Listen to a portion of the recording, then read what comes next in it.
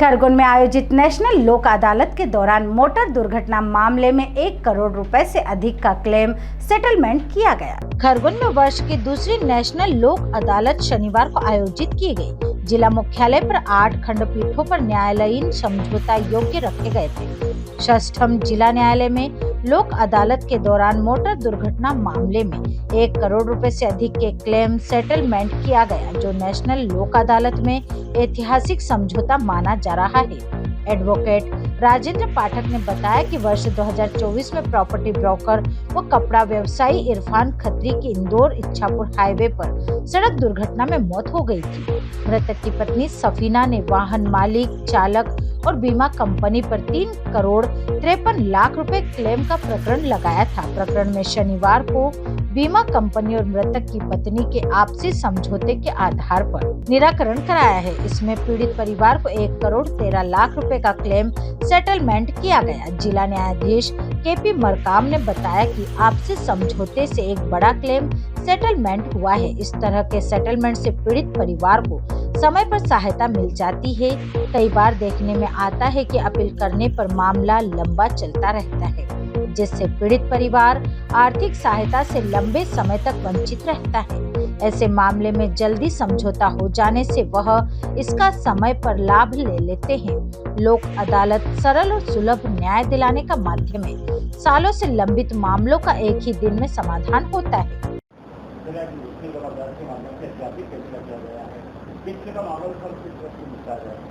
यह एक motor accident का मामला है, जिसमें एक गाड़ी से सफीना नामक महिला के पति इरफान की मृत्यु हुई थी।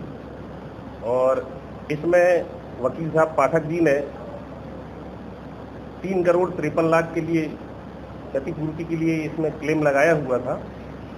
और यह क्लेम जो है 1 करोड़ 13 लाख रुपए में राजीनामा होकर आज इस लोक अदालत के माध्यम से अधिनिर्णित हो रहा है। और इसकी सफलता के पात्र जो हैं वो स्वयं पाठक जी हैं, और बीमा कंपनी की ओर से बड़वानी से वकील साहब आते हैं विजय शर्मा जी, उनके प्रयास से ये राजीनामा हो ना संभव हुआ था।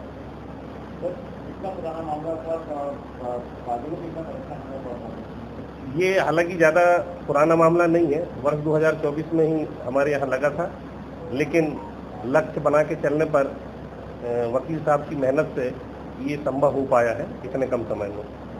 कितनी कारगर नेशनल लोक अदालत इस मामलों में लेकर जाता है? ये पक्षकार और वकील साहब के ऊपर रहता है ज़्यादातर। हम लोग सिर्फ सुझाव दे पाते हैं, क्योंकि हम लोग न्यायाधीश के रूप में कार्य करते हैं, तो हम लोग एकदम अमाउंट तो बताते नहीं हैं।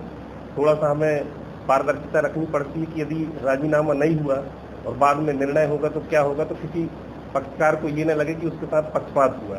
इसीलिए हम लोग कुछ चीज़ें छोड़कर बाकी चीज़ें पक्षकारों के सामने क्लियर कर देते हैं कि इसमें राशि कितनी तक मिल सकती है, क्योंकि क्लेम के मामले में पूरा गणित का हिसाब रहता है, जो वकील साहब लोगों को अच्छे से मालूम रहता है कि इसमें क्या गुणांक आएगा और कितनी राशि मिल पाएगी। 1 करोड़ से अधिक का मामला लोक अदालत के हिसाब से क्या मानता है? मैं इसे एक बहुत बड़ी सफलता मानता हूं, क्योंकि इससे पूरे हमारे जिले में एक मैसेज जाएगा कि यदि हम राजीनामा करते हैं तो हमें तत्काल नकद राशि प्राप्त होगी और हम उसका उपयोग कर पाएंगे। वरना यदि हम अपील हो और इसके बाद फिर अपील हो तो 10 साल लग जाते हैं इसमें राशि प्राप्त होने में। स्थिति ये बनती है कि जो आवेदक मामले को लगाता है, कई बार उसकी स्वयं की मृत्यु हो चुकी रहती, फिर उसके वारसाना को रिकॉर्ड पे लाना पड़ता है, फिर उनको पैसे दिलाते रहो, तो बहुत सारी प्रक्रिया से बच जाता है व्यक्ति इसमें। Bureau report Khargone.